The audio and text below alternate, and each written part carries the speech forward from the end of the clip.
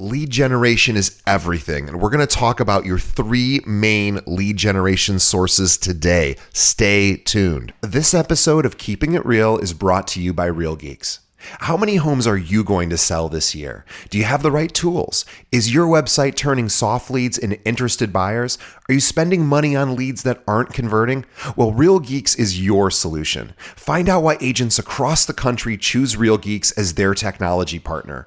Real Geeks was created by an agent for agents. They pride themselves on delivering a sales and marketing solution so that you can easily generate more business. Their agent websites are fast and built for lead conversion with a smooth search experience for your visitors. Real Geeks also includes an easy-to-use agent CRM.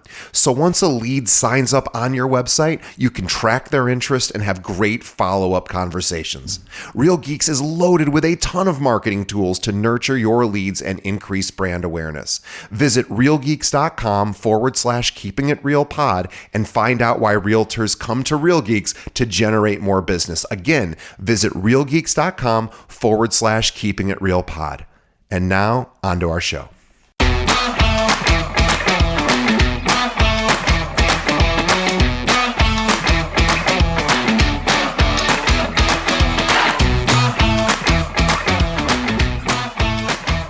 Hello and welcome to another episode of Keeping It Real, the largest podcast made by real estate agents and for real estate agents.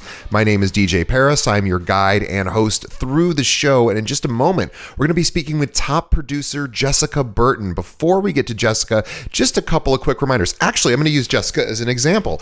We are always looking for guests, and we're very lucky that we get pitched by PR agencies almost every day with guest ideas. But if you're somebody that maybe doesn't have a PR team and thinks you have a story to tell, well, reach out to us. Jessica did this, and we are having her on our show today, and she is amazing, and we wouldn't have found her unless she wrote into us. So please let us know if you think you would be a good guest, or maybe you know somebody in your office that would be a good guest. You could just go to our website, keepingitrealpod.com, and there's a little contact us form, and let us know if we should talk to you or maybe somebody you know. So think of the hero in your area, your local market, that you'd love to know how they did this, and we'll reach out and try to get the interview. Also, please tell a friend about the show, and also leave us a review wherever you're listening to us there. All right, let's get to the main event, my conversation with Jessica Burton.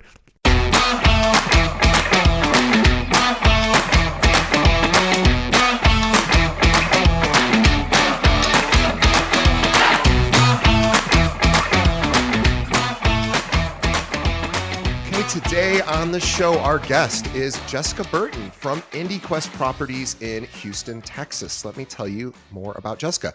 Jessica Burton is an award-winning realtor and continuous top producer. She was licensed in 2016. That's when she got licensed. And Jessica draws from years of experience as a communications and marketing specialist and has created a reputation for her friendly client care, negotiation prowess, and relentless dedication. She continues to use these professional skills to help her real estate clients find and sell their homes. Jessica is equipped with a deep-rooted knowledge of the Houston real estate market, always prepared with a local market perspective. And if you ask her what her business is built on, she will proclaim communication, care, and dedication to her clients' needs and goals. I want everybody to follow Jess on her website, on Instagram, which is at Jess K Burton, Jess JESSKBURTON, just like it sounds. And that's Instagram. And you can also find her on her IndieQuest website. We will have a link to that on the show notes. And by the way, before we get started, before Jessica comes on or before she starts talking, she is in the process of looking for some assistance. So if you are possibly in real estate in the Houston area, or if you are somebody that is looking for maybe an additional source of work while you're building your business, reach out to Jessica because she may be a good fit for you. Jess, welcome to the show. Hi, I'm so happy to be here. Can I call you Jess? Is that okay? Yeah, that's what my friends call me. So awesome. Well, I am super excited to have you. Jess is one of our a listener of ours that has now is on our show, and we couldn't be happier. That's nothing brings me more pleasure than having somebody who's been a listener on the show. It's really the most fun types of interviews I do. So thank you for being a listener, number one, and thank you for taking time out of your busy week, and you're a mom and you're a wife, and you got a million other things going on. So thank you. Well, thank you. Yeah, I want to learn about you. So, and I want our audience to know about you. So let's start at the beginning. I know you got your license in 2016. What brought you to real estate? Yes. So about 10 years ago, I started working in the legal field. So I was working with litigation attorneys in a marketing position. And honestly, a lot happened that year. So I ended up starting with this position, was really excited about it, had pivoted over from a Fortune 500 company, so much larger to a much smaller company. I've always been more comfortable with smaller companies. And ended up basically, having a good start to it, but realizing really quickly, there was no really upward growth for me. It was a family-owned business, and where I was basically the best that I was going to to do in the company. So, in that year, I actually my dad passed away unexpectedly, and we were really really tight, and it really gave me I had a lot of introspection, just about life and the path I was going down, and just had a lot of insight and time to think about that. So I had always really liked real estate and found it really interesting. So my sister is actually a broker in Austin. Oh, wow. And, if for years she would tell me about it, and I was just so fascinated by the stories and the people. I mean, as all of the real estate agents out there know, like working with people, you just come across all sorts of, exciting and interesting people and stories. So for years I was like, well, that's her thing. I need to go find my thing. So I avoided real estate, but then, she encouraged me. She said, just get your license. I thought more about it. I was like, okay, what's a little bit of extra income, on the side? And just, I started with Keller Williams in their coaching program for about a year, and got a lot out of it while I was still working in my marketing position in the legal field.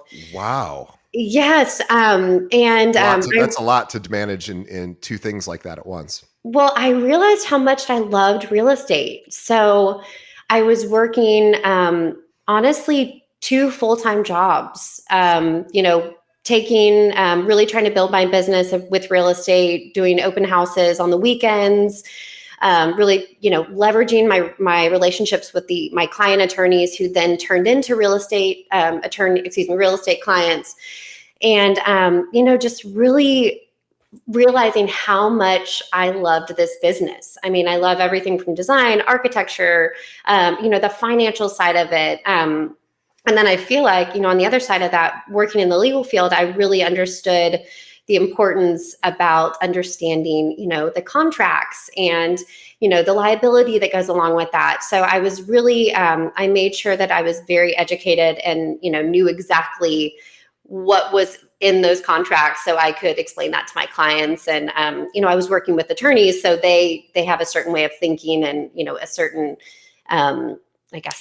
bar that they're setting and their expectations of who they work with. So I was trying to keep up with that, and so I basically stayed with the marketing position until 2021. Wow. And I was doing around that time, I was doing probably, closer to 7 to 10 million. And this is all while working in the 2 jobs. That's amazing. And I got pregnant with my daughter. And this was COVID too. So I just realized I was like, I do not want to keep doing this. I was nervous about taking that next step. Sure. As there's the security there with the group health insurance. Yes, the salary, and I wanted to make sure I was going to be taking care of myself, but I also was ready to take that leap of faith. So I took that leap of faith, dove in 100% to real estate in April 2021. Ended up doing my best year ever that year, which a lot of people did. And I also was awarded one of the top 20 under 40 real estate agents in Houston that year. So amazing. I think it was a little bit of a God wink, like, hey, you made the right decision. And and I was like working in the delivery room. I was out at showings 3 days after I delivered my daughter. Yeah, It's been a wild ride. I really, it's really an impressive story, and I think that as you were saying that, I was thinking we have probably a lot of listeners who have been in that similar situation where they were doing this maybe part-time, or in your case you had two full-time jobs. But even if you're doing another job full-time and real estate part-time, at some point making that leap requires a tremendous amount of courage and sort of willingness to cut that cord of like the salary and all of the benefits of the sort of more stable position that isn't as risky as far as jumping off without a net. And you basically cut the net. And I wanted to just honor all of our listeners who have made that journey, and pretty much anyone who gets into real estate essentially goes on a similar journey. But especially if you're coming from this secure and stable environment where things are very predictable, at least financially, and making that leap. So everybody who's gone through that, we just, both Jessica and I honor you, but I honor you as well for doing that. I think that again, it's something we don't congratulate ourselves enough for making big steps. I think that's sometimes the first step is the hardest, but it's also the most important one. So congrats on that. Yeah. So I want to know how you grew your business, because, we'll call you a younger realtor. I don't know if you feel young, but I consider you a younger realtor. You're still new-ish in the business, even though you've been doing this for 7 years now. But you also were a 40 under 40. So I would love to know like how you started marketing. You talked about, hey, my previous position, I had access to attorneys. So that, led me, if I heard that correctly, led me to some real estate attorneys, and I sort of had some connections there, or just other attorneys maybe you worked with. But how did you build your business? Sure. Well, I love being around people. I always have since I was a child. I am involved in a lot of different organizations, so always been drawn to just philanthropy and volunteerism. So if there's an organization out there, I've probably been a part of it. And really that was me. I really like to be a part of my Houston community. So I'm part of the Junior League in Houston, part of the Houston Rodeo. Try to join we have a civic association in my neighborhood, so try to get involved there. I'm not a gardener, but I'm in the garden club. Really what I've learned over the years, and I really think it takes so much grit in this business. I mean, you have to reinvent yourself and you have to pivot. And what I've determined that has worked best for me is really having 3 lead generation sources at once. And of course, we're in an industry that ebb and flows. So, just being able to evolve and adapt is very important. So, really, I focus right now and have for a while on when I got started. I'm sorry, that's what we're talking about. When I got started, it was mostly open houses. I mean, that was where I got so good with scripting, so good with just talking to people about real estate.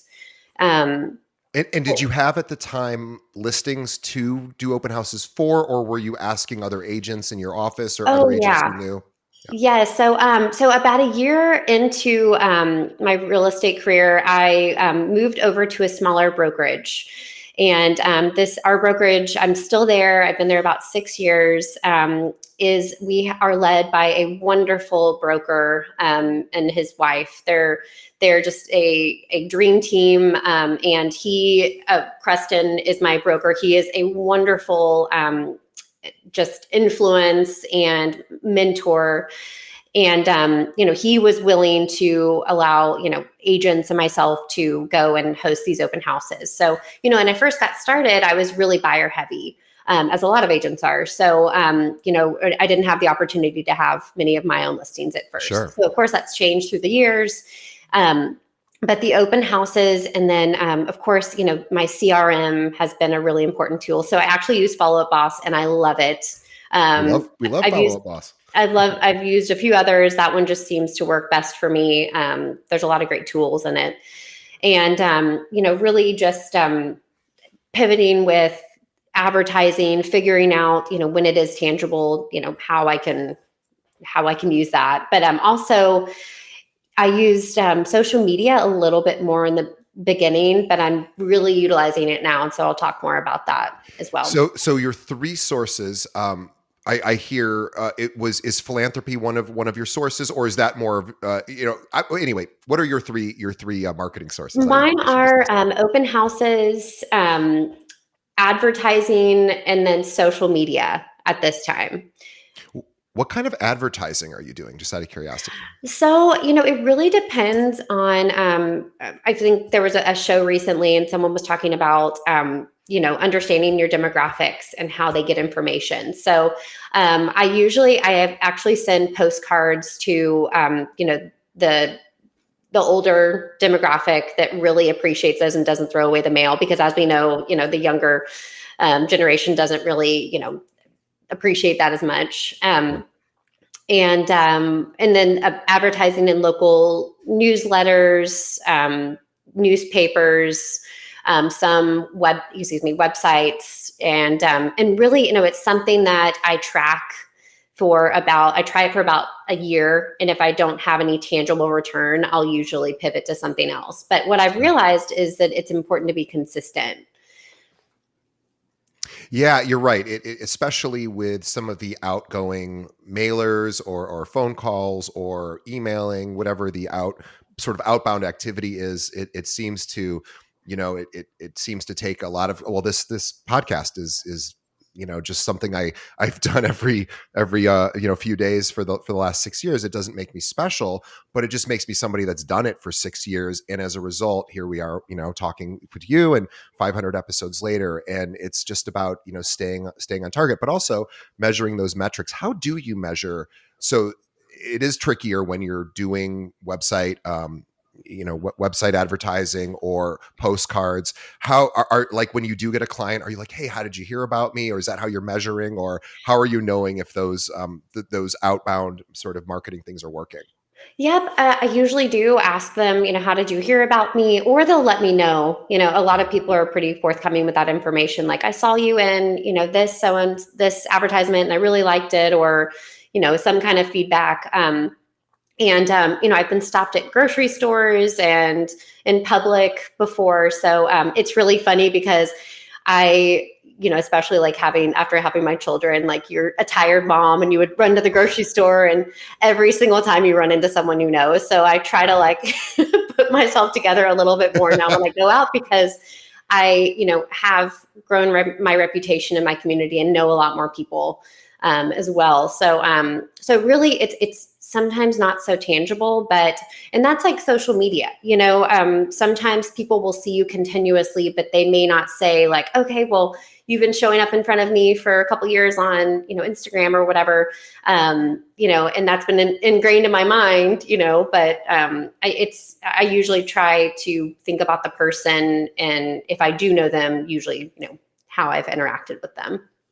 Tell me, let's talk about social media, because there's so many different approaches to it. I'm curious of what works for you and what social channels you focus on, and like what types of content you focus on. Sure.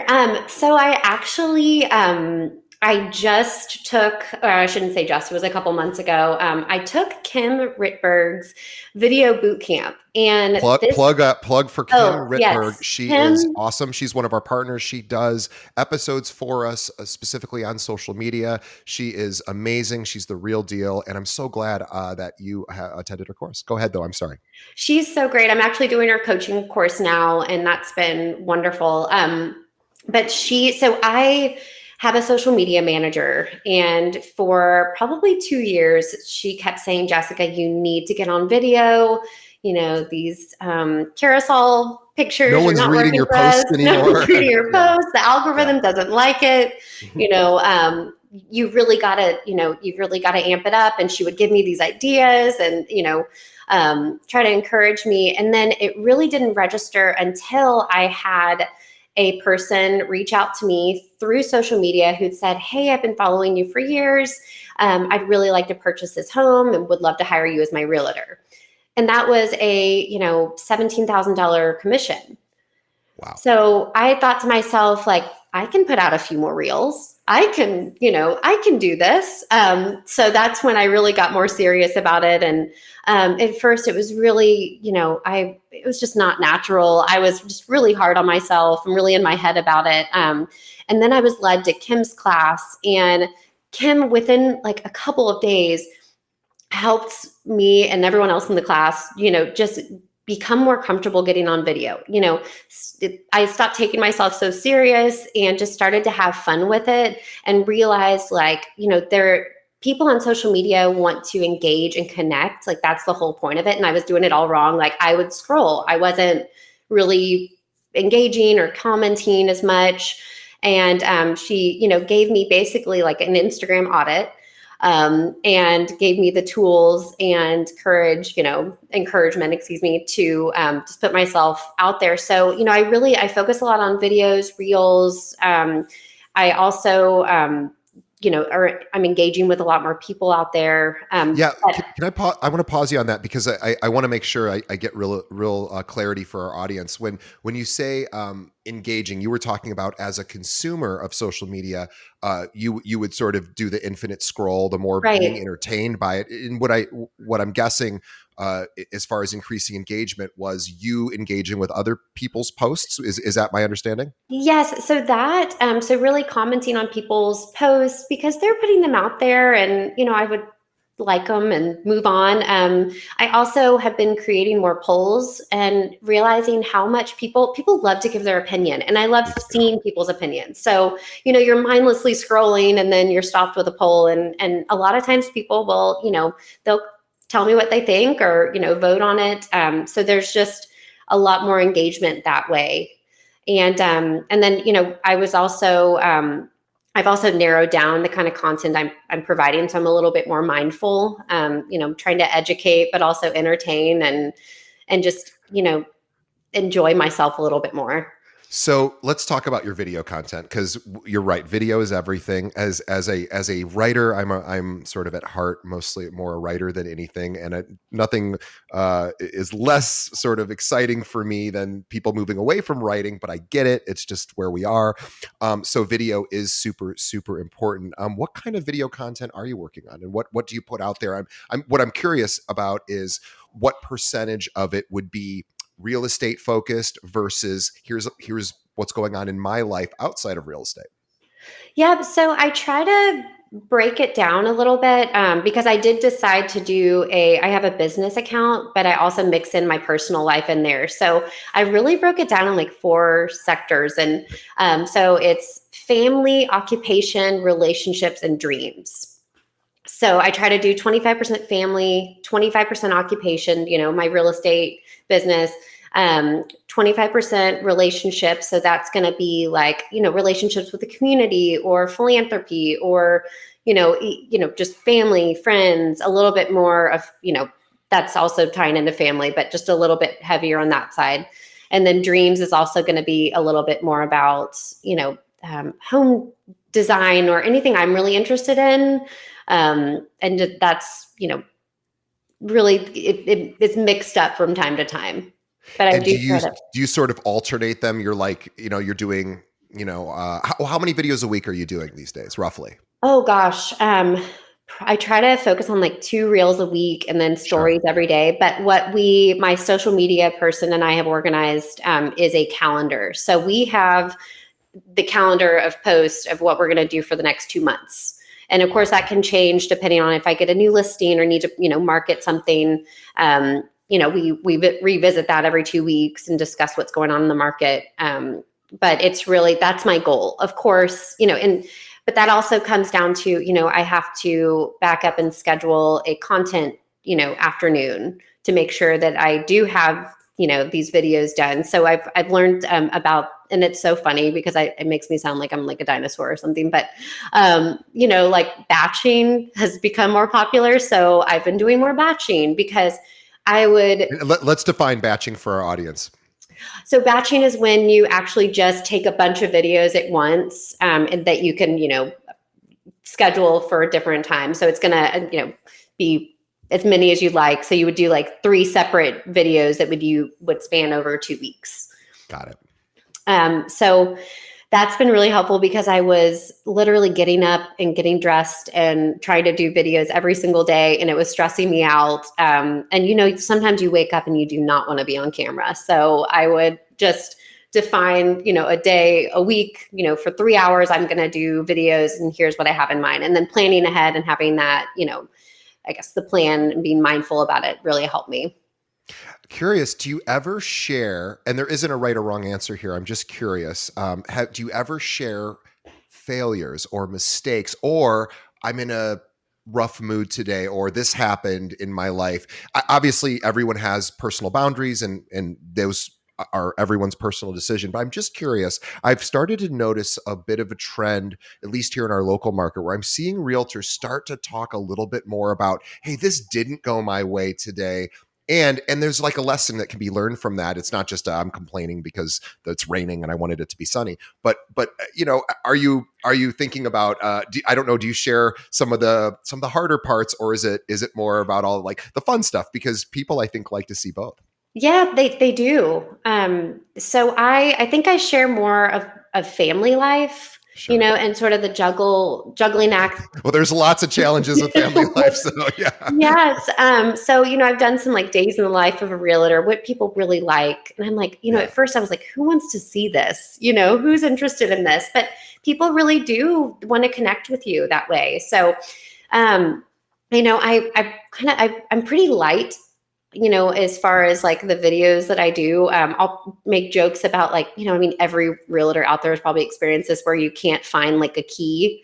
Sure. Because it's like the listing agent put it like 2 houses down, like behind a tree or something, or you can't unlock the door. And, I've made jokes about that. But as far as like, talking about the current state of the market, or, being a little bit more vulnerable, I'm working on it because I do think that it's good content and it's honest.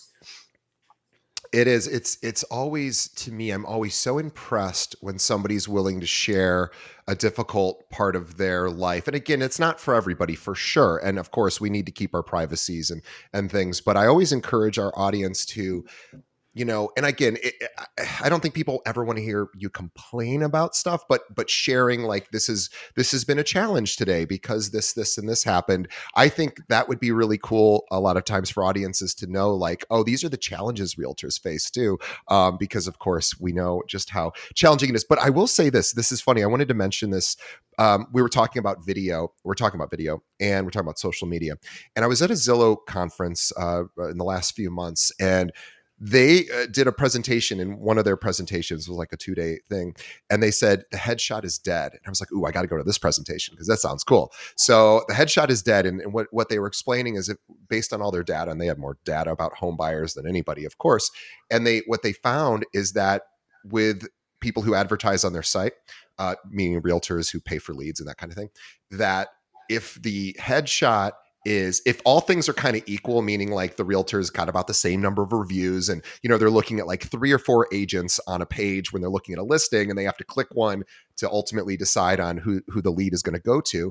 A lot of times they said they have a 30% chance higher of being clicked if it's not a headshot, if it's an action shot. And I was like, what's an action shot?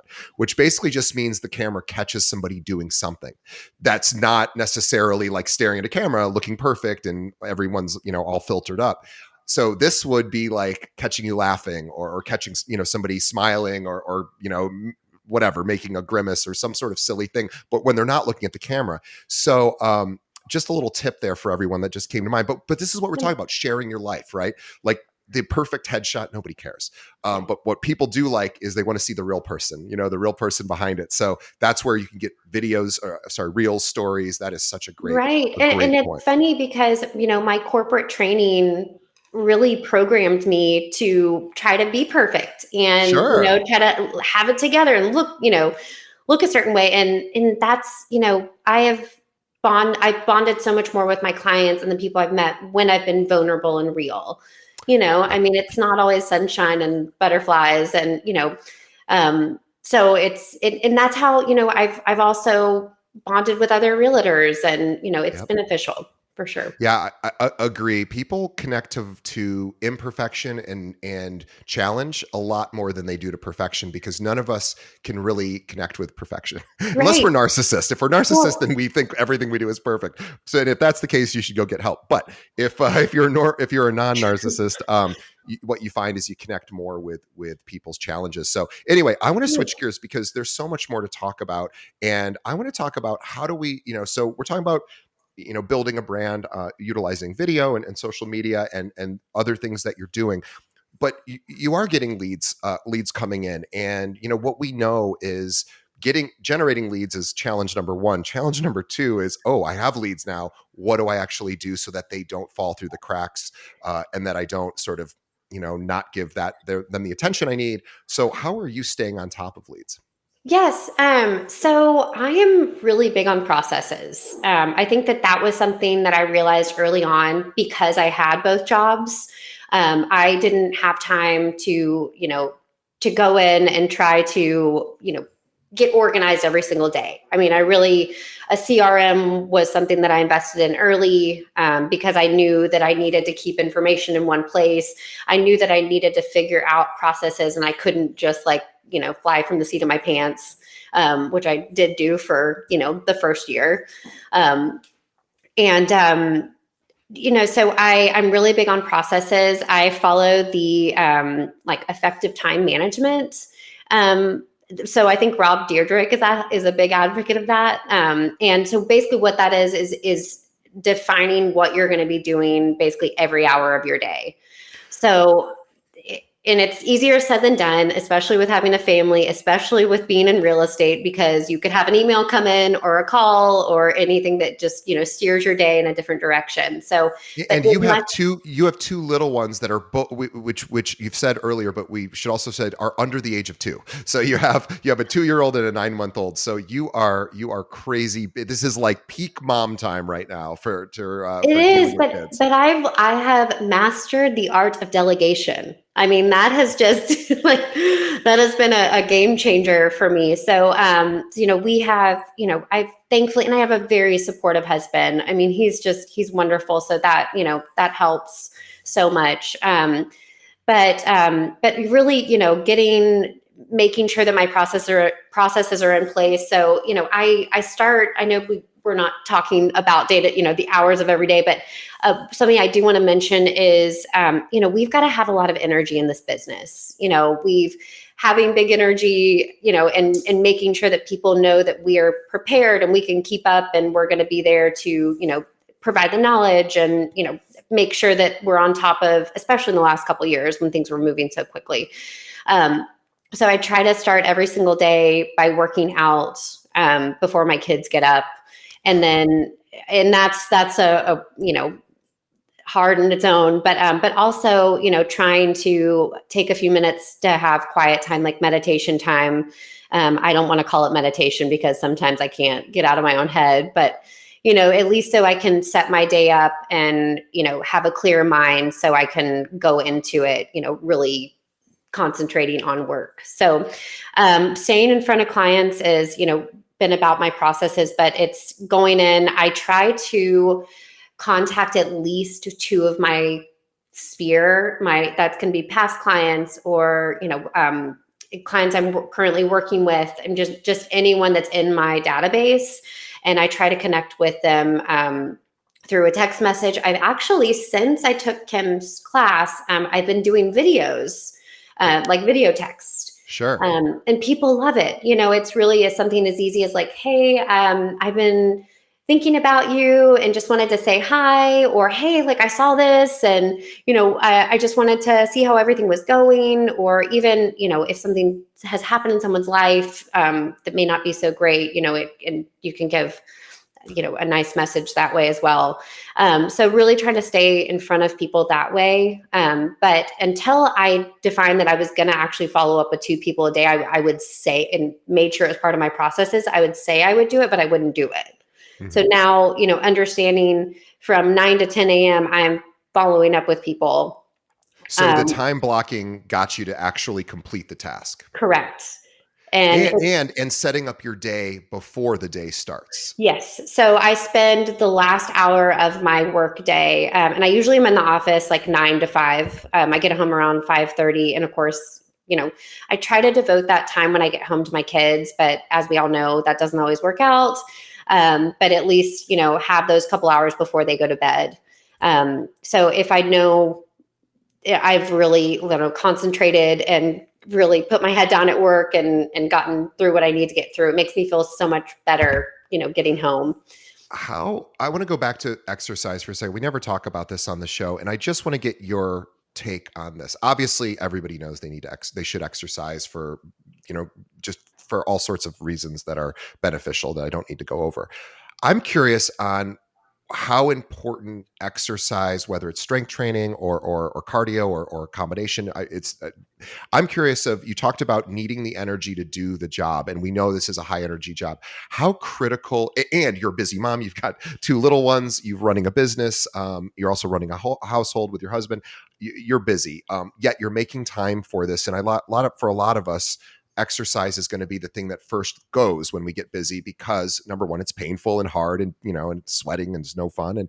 But how important is that so that you can do all of your time blocking? In other words, I'm curious to know just how critical it is for you, because I suspect it's obviously so important that you're putting it at the very front of every day.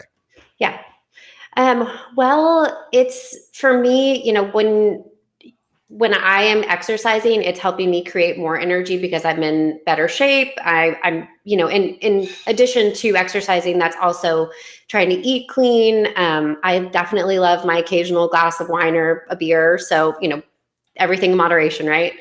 But, just trying to live a healthier lifestyle so that, it really helps me clear my mind. I mean, and I also, after you have, I guess going back to having children, they suck the nutrients out of your body and you're kind of weak for a while. And I noticed that. So even before I had children, I was like, running half marathons. I did a half Ironman. Wow. And I've always been in, when I was growing up, I was a competitive speed skater. Yeah. Oh, wow. Yeah. So physical fitness is it's really always been important critical. to me. Yeah. Yes. You're very humble about it, but you're clearly, this has been a big part of your life. It has been, but I also realize how, it helps with your endorphins, and it has so many positive stress release. Yeah. So, and I feel like, I'm a runner, so I usually run like 3 times a week, and then do like strength training 2 days a week. But I call it my church. Like, that's when I can go out. I don't have to think about the stresses of my day or, what I have going on. I can, and sometimes I do, of course, but I can just really be out there and just be with myself and have some quiet time, because you really don't get that quiet time with kids or being in real estate. And usually my phone doesn't start ringing until 7, on most days. So, it's really, it's been very important and impactful. So I'm a goal setter. So I'm still like setting goals, to look forward to. And it's another way to bond with people too, trying to get into golf. My husband loves golf. And I found that that's another, anything that I'm interested in a lot of different things, but I also feel like there's a benefit to it because, you'll be able to get out there, be with people, relate to someone, and just have a good time.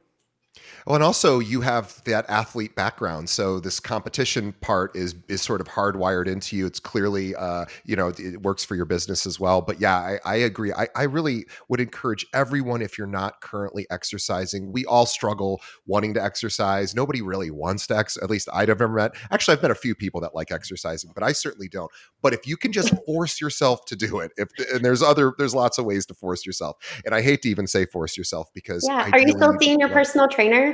I do have a person. Yeah, I just actually came from her right before cool. I come here. So sadly, I the only thing that works for me is the most expensive way to do it, but it gets me to do it. So whatever works for you. And that's the thing. Like, there's so many different ways to exercise, like dancing, and we're exercising every day. I remember when I was pregnant, I was like walking up 4 flights of stairs, and I was like, God, I'm glad I'm exercising because I would have never made this.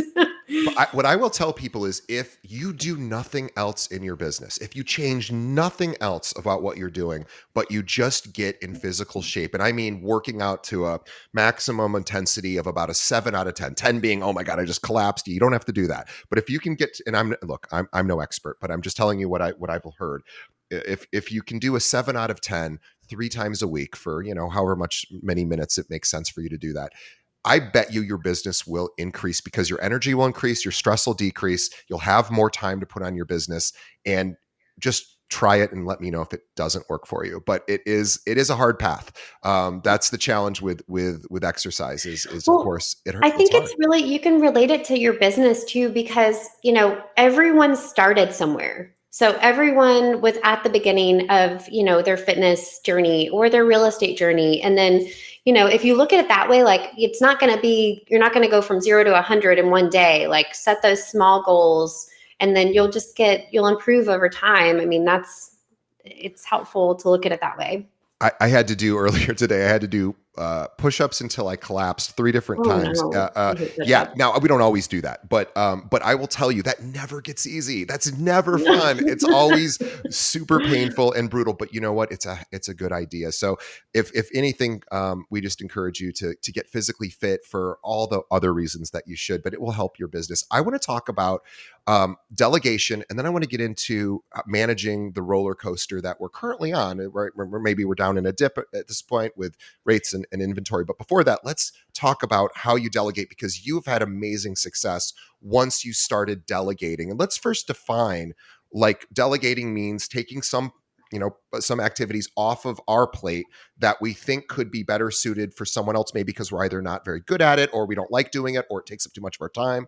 But something that if we didn't have to do it ourselves but still needed to get done, that we could pay somebody or maybe team up with somebody to do. So let's talk about what are some of those tasks that you decided to delegate, and then how did you delegate them? Sure. So I currently have a virtual assistant. She is so wonderful. There's a company in Texas that actually trains these virtual assistants. She's in the Philippines on Texas real estate contracts. So this was like, I had wanted an assistant for a couple years. I actually got her in 2021 as well. And she's wonderful.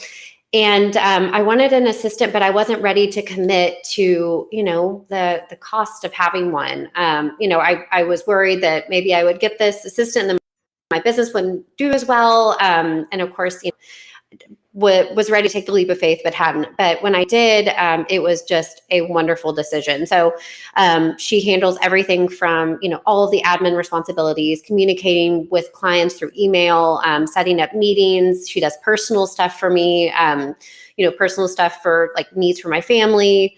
And then I also realized, it was taking me like 2 hours to do like a social media post. And I just didn't love it. I was, in the generation of tech, but I was in my head too much about it. So that was actually the first thing I delegated. Now that I'm thinking about it. And that was a godsend as well. So what I realized, like going through this and having the time that I've gotten back, is that I want to delegate everything, everything other than being in front of clients, because that's what my strong suit is. I do love the marketing side too. So I really, doing some of that as well, but that is time consuming. But really being out there, lead generating and having client, being in front of my clients, that's what I really want to focus on. So I was able, when I implemented both the social media manager and the VA assistant, I grew my business about 30%. And Wow. it was, I wish I would have done it sooner. So that's why I'm currently looking for someone in person, because I still have, I do drop-offs for clients quarterly. So I hire like high schoolers in my neighborhood to go and do this. And that's been, they go off to college, so you have to find, new people every few years. I also, I have someone who puts out open house signs for me. People who go and put Supras, and these are all people that I have found. And so I would really like to have an in-person assistant who I can ask to do all of these things. If you're in the Houston game changer. area and you're looking to also learn from somebody, maybe you're a realtor and you're newer to the business, or you're just looking for some additional work, but you want to learn from somebody who's crushing it, reach out to Jessica, and we'll give her contact information. Will be in the show notes. We'll give it out at the end as well. I'm curious about another question about delegation. So you talked about a lot of times the objection to that will be, oh, I can't afford it. It's too expensive. And I'm certainly not going to ask you what you spend on that. However, what I'm curious about is how long it took you before you broke even with in other words, you have somebody who's an assistant, you're paying them whatever you're paying them, at a point where you're like, this is now working and I'm actually making more money because you increased your revenue by 30%. Did it take a long time for that 30% to kick in, or was it pretty quick, or in the middle? Oh, it was very quick. I mean, I'd say within a matter of months.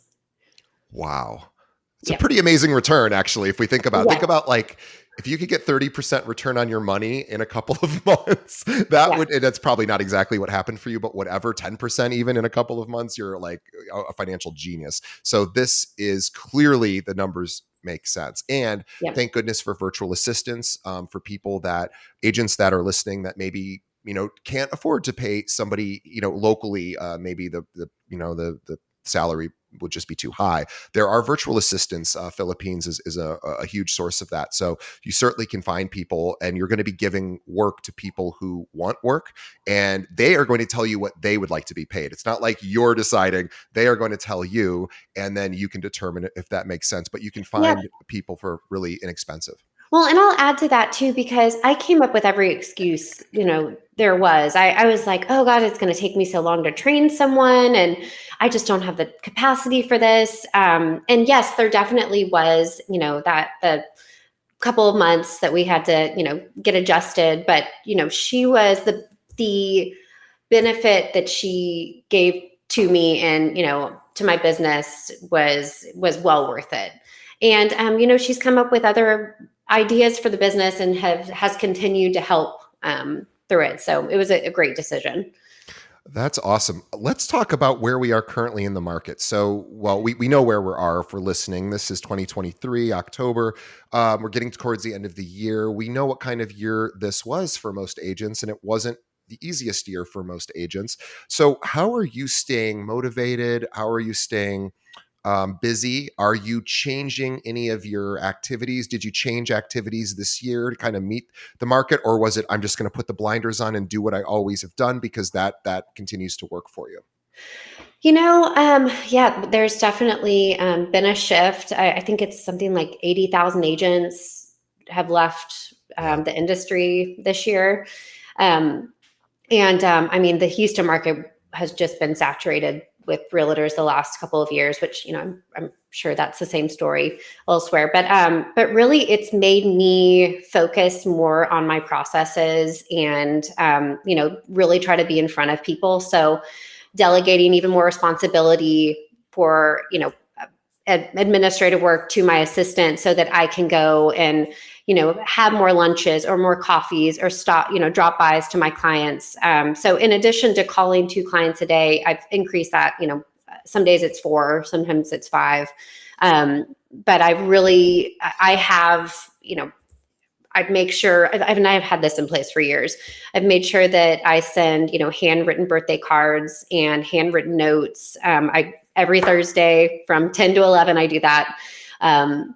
And then really just, scanning social media, or LinkedIn to see if there's anything exciting happening in a client's life so I can congratulate them. I think I mentioned the drop-offs as well. So gearing up for my, Halloween drop-offs and Christmas. I also do a Breakfast with Santa event. This will be my 5th annual. And it's really grown. I mean, it's my team, but I'm the person that puts it on. I just have a team that helps me to organize it. But it started during COVID in 2020. And, we had like 20 families who came in like time blocks because we didn't want to, expose people. And now it's like 200 to 250 people. Wow. And it's become like I've seen these kids take pictures with Santa through the years. So I'm like, they've grown up with me. And I think that there are a lot of misconceptions out there about what's happening in the market. So I'm making sure to research and educate myself. So when I talk to a client, for instance, I have a client who they've been looking for a house. They have 2 small children. They outgrew their 3-2 and they want to move to a 4-3. We just found the perfect house yesterday. It's gorgeous. It's priced well. And there are multiple offers on it already because that's still what we're seeing in some of the markets in Houston because inventory is still so low. And they just like everyone else, they refinanced the last couple of years and they said that they're nervous and, don't know if this is the right time and do they think the prices are going to come down? And, it's just me calming them down and explaining to them like, we have the higher mortgage rates right now, but there are a lot of people who are on the fence and waiting. And, when those mortgage rates come down, it's going to open the floodgates. And, it may not be, that may not be the best time to buy. It's economics. You're not going to be in a low mortgage, low price point market at the same time. So for me, it's just really, and social media has helped with that too. So me just making sure people know, hey, I'm still in real estate. I'm still here to help you. And then trying to just make sure that I'm in front of people more than ever. And showing, I think something else that set me apart, as a realtor is just really showing people that I care. I mean, these are people that I meet. My clients become friends for life because I genuinely do care about, where they are in their life and this exciting milestone. But really I'm continuing and being consistent with what I'm doing because I know, oftentimes when people get nervous or they can feel a shift, a lot of people go into themselves and they don't stay consistent. Yeah. So, more than ever, I'm just making sure that I'm on top of, what I need to do and taking care of people. And let's talk about encouragement because this is a business that is it's funny because it's an interpersonal business. We're doing face-to-face interactions. At least thankfully we're able to do that currently. And, but we oftentimes work alone and we work in a silo. Most of our day is spent maybe working from home and we're not as maybe connected. Real estate offices are emptier than as technology has improved. It's just people don't have to go in as much. And so it's created a lot of isolation. And I'm curious on, isolation is good, but it can be challenging when it's a harder time, like maybe now, and it's easy to just, not feel the best. And so how do you set up encouragement? What does your support system look like so that you're getting the encouragement you need when times are maybe more challenging? Well, I think it's about community in a way. So like, I go into my office every day. I mean, I really can't work from home because of the kids. A lot of noise. I have 2 loud dogs. So I go in the office. So I'm there, with some of my team members. I think everyone has downsides. So I make sure that I'm working out because I know that's going to help me. I listen to your podcast religiously, in other podcasts, like I think another person mentioned Ed Milet, love him.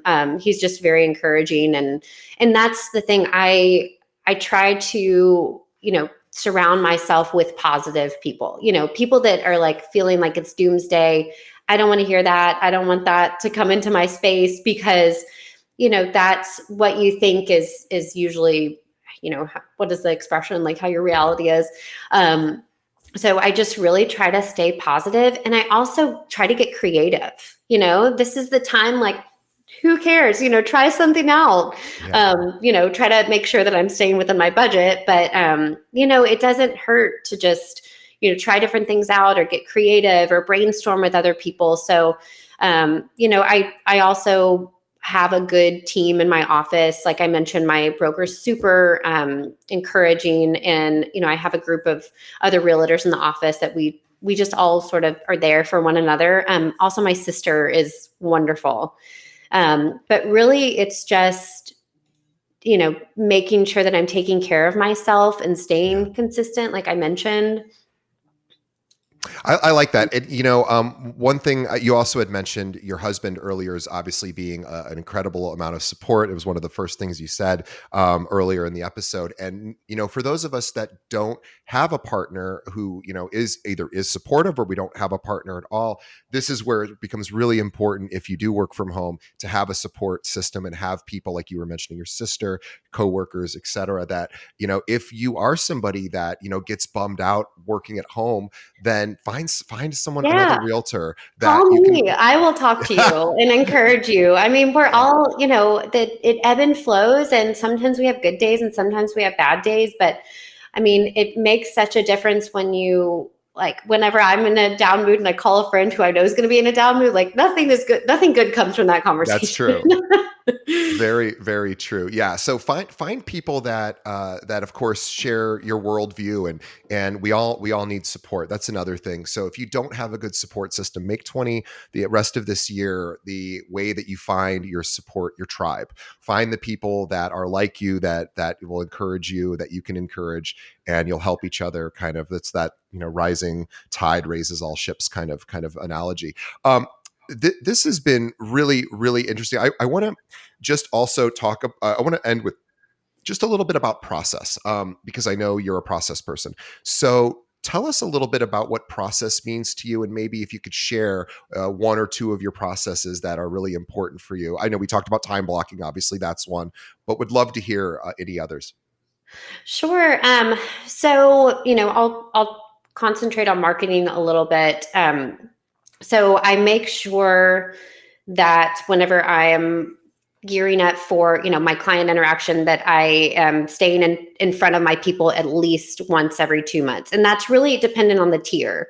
So Follow Up Boss, again, going back to that, I have broken out my people into different tiers. So this is going to be, my referral partners. There's a great function, like you can add tags to your people. So, and that can group them in their different categories. So, for instance, I've got, my people, my $1 million plus clients, are in one tier. And then I've got my referral group, or, which is like my top 20 people who refer to business to me, or clients who, have been past buyers and, it's really broken down into like the, price point segment. But having that there, because that also includes their birthdays. So I know that, I can see when their birthdays come up, so I can make sure that that card is sent out and they know that they're cared for. I also am collecting information throughout the month to put into my monthly newsletter. So the newsletter, I've actually done this the cheaper way. I use MailChimp. So it's like $10 a month. And then I go to a website called Lighter Side of Real Estate. Lighter Side of Real Estate. They have all of these really helpful like articles and like memes, and and it's cute and funny, basically.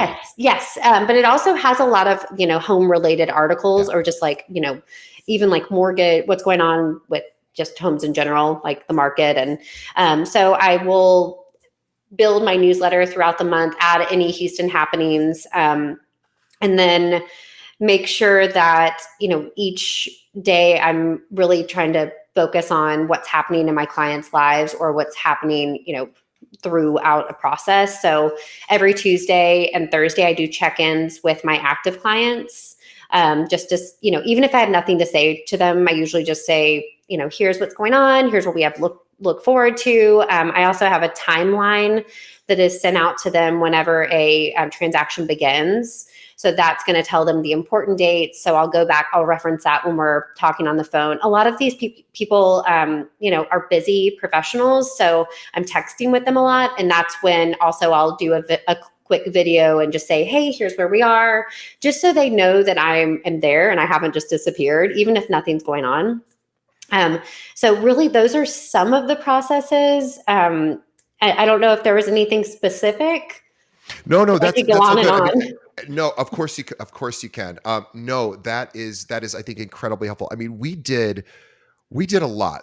We're coming up on an hour and we did a lot. I mean, I could talk to you all day and but then you wouldn't get then your time blocking would really would really get screwed up. And I don't want that in my conscience as affecting your day in that way. So no, you have been amazing. And I will absolutely love to bring you back because Jess she's on the rise. I mean, she's been doing this 7 years, but she is consistently growing her business year over year, even in these tough markets. So she is in the process of looking for an assistant. So in person, a local assistant. Just what are you looking for? Just for any of our audience who might be considering wanting to work with you. Sure. So, someone who is comfortable with administrative work. So, there's a lot of compliance documents and contracts. So, if you have real estate experience, that would be helpful. If you're licensed, that would be even better. But I'm also happy to help with that.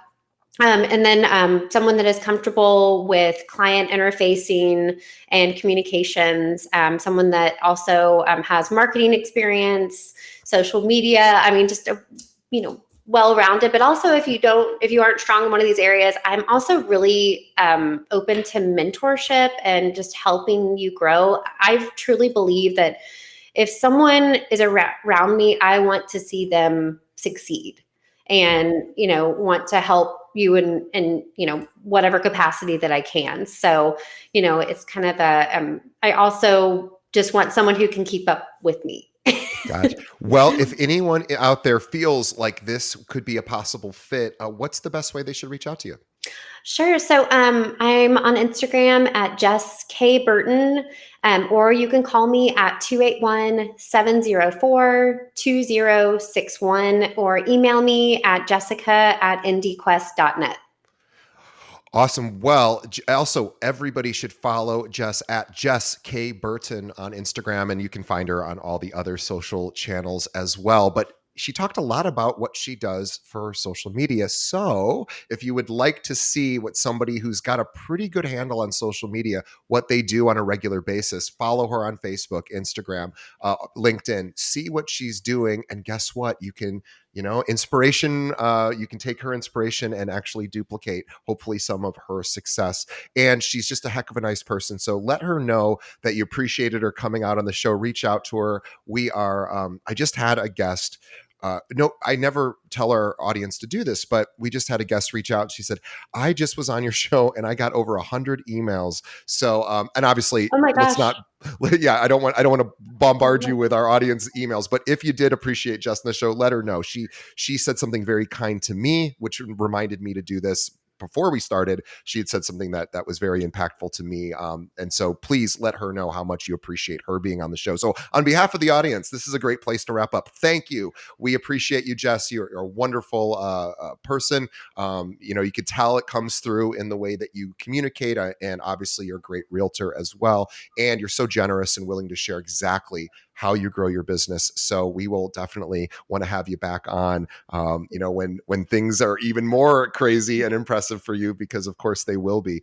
And so on behalf of the audience, thanks, Jess. And on behalf of Jess and myself, we do this because everyone who is listening to our words, Jess and my words right now, this is all for you. So thank you for taking time out of your day to listen and try to improve some part of your business. I hope you got some value here. I know I did. So again, let Jess know that you appreciated it. Follow her on social, shoot her a quick message. She'd appreciate it too. And again, thank you for listening. We just ask our audience, please tell a friend. Jess was telling me she does this with realtors that for this podcast, which thank you, Jess, for that. Please do the same. We appreciate it. Let someone else know, especially there's so many great things that Jess said to do, practical things that you could do just by listening to this particular episode. So shoot a link over. We would appreciate it. And we will see, thanks, Jess. We will see everybody on the next podcast episode. And thanks, Jess. Thank you.